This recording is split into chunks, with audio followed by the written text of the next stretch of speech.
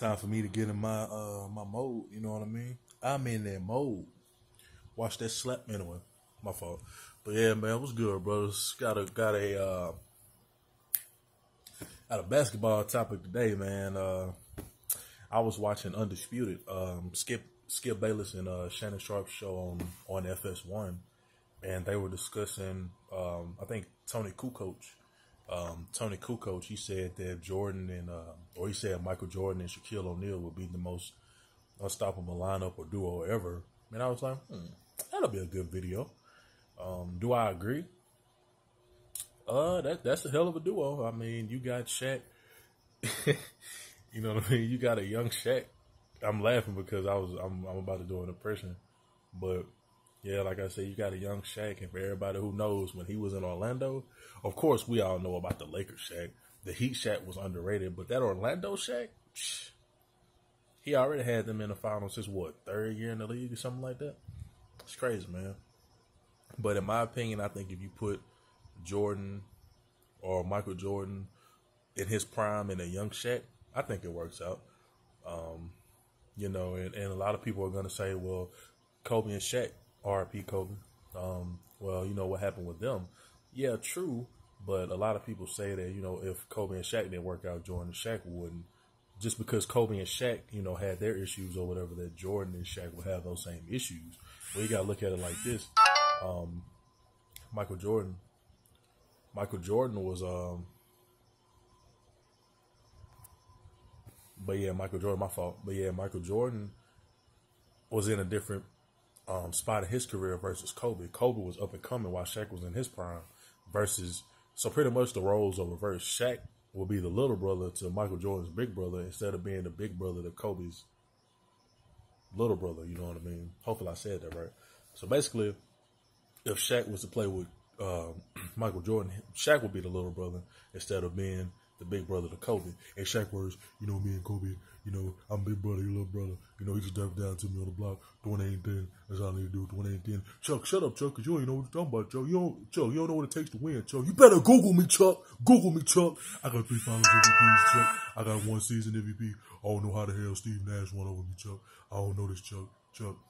I just still don't understand. Ernie, I think you had something to do with it too. How the hell does this little David Beckham looking guy win 2 MVPs over me and Kobe, especially me? They call me the big Aristotle. I'm the big Diesel. I get it done. You double down to me on the block, doing anything. And what I do, I dominate, doing anything. Oh, shit. Anyway, but I always wanted to do that, bro. I always wanted to do that. But anyway, yeah, man. So I think if you have like a young Shaq, you know what I mean, and a prime Jordan, I think honestly he wouldn't have left. I mean, well, of course we're doing the hypotheticals, but I think Jordan wouldn't have left. Well, I take that back because how they did Phil Jackson his last year in '96, The Last Dance.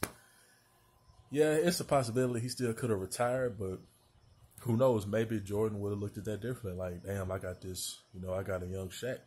You know what I mean? So hey, who knows? Regardless of who the coach is, but we know how he respected and felt about Phil Jackson or whatnot. So, but as far as them being the best duo ever, I mean, I don't see anybody beating them. Shannon said that he'll take LeBron and KD over them, and I'm like, I mean, LeBron and KD are both great players. They not relatively. I mean, they do play the same position, but one thing I will say, and LeBron fans don't like when I say this, but it's a fact. I mean, people say that LeBron makes his teammates better, but which teammate has he made better? I mean, that's the question. You know what I mean? Like, which teammate has LeBron made better? He played with a young Kyrie, but people could say, well, if Kyrie, or if it wasn't for LeBron, Kyrie wouldn't have had the playoff experience. On the flip side of that, Kyrie did hit the shot in the 2016 NBA Finals. Outside of Kyrie and D Wade, because they're their own shot creators. They don't need somebody to initiate the offense to them. They can initiate the offense. Not calling them point guards, even though Kyrie is a combo guard and Dwayne Wade is a 2 guard or a shooting guard, off guard, whatever you want to call it. He was that. But outside of that, everybody else's numbers have declined. You know, look at Kevin Love, prime example. I mean, we saw the numbers he was putting up in Minnesota. You know what I'm saying? And look at him now. Shit, Cleveland talking about buying him out of his contract. You know what I'm saying? Look at Chris Bosh. You know what I mean? He was a man in the Raptors. You know what I mean? When he played for Toronto. And then look what happened with him when he got to the Heat. He was basically a cast-off. I mean, he played an important role. Everybody who knows the game knows that Chris Bosh played an important role to the team. Every time some shit went wrong, hell, that's the scapegoat. Just like with Kevin Love. Kevin Love was the scapegoat. They lose a game. What was Kevin Love fault? They don't win a championship. Well, Kevin Love, you know what I'm saying? Like, it's always something. So I don't see LeBron and KD working out. KD can play off of the ball. KD's game and the type of player KD is, he can play in any system. Hence him playing the OKC with Westbrook. And we all know how Westbrook is. Then him going to Golden State. You know what I mean? And that was a perfect fit. He should have stayed. But that's another topic for another day. Yeah, so him going to Golden State, and pretty much you plug him into Golden State. You know what I mean? You swap Harrison Barnes for Kevin Durant. I mean, you can live with that decision. You know what I'm saying? But yeah, they lost a lot of their bench, but hey, they won 2 championships. Would have been 3 if KD and Klay didn't go down in 2019. But yeah, man, I think that you know, Jordan and Shaq would be very unstoppable. Like I said, you have a prime Jordan, because Shaq came out in what, 92? You know what I'm saying? So yeah, 92, because he went to the finals in 95, 96 against the Houston Rockets when they got swept. So yeah, 92. So Jordan just won. At that time, it would have been going on his 2nd championship. So you get a prime Jordan and a young Shaq,